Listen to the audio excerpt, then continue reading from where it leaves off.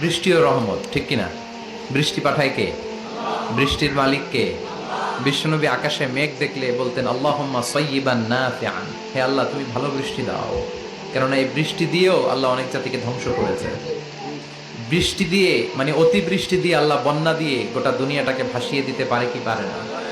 এজন্য মেঘ দেখলে এত আনন্দিত হয়ে না, বৃষ্টি দেখলে অনেকে গান বাজায়, আছে না নাই? এই বৃষ্টি ভেজা রাতে তুমি চলে যেও না, গান গায় না? না।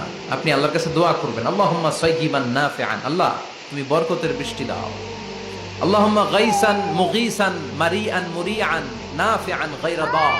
বিষ্ণু পড়তেন আল্লাহ এই বৃষ্টিটা যেন উপকারী হয়, এই বৃষ্টি থেকে যেন ঘাস লতা পাতা কিছু পায়, এই বৃষ্টিটা যেন আমাদের জন্য বরকতময় হয়, যেন কল্যাণময় হয়, কোনো ক্ষতির কারণ যেন না হয়, তুমি কবুল করো।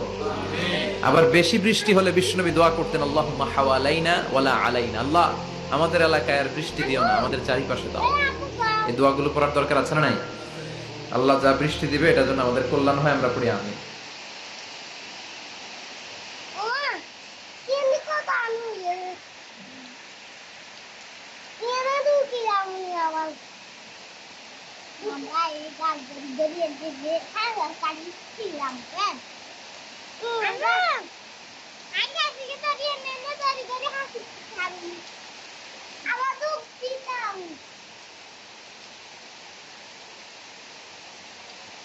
Look at it.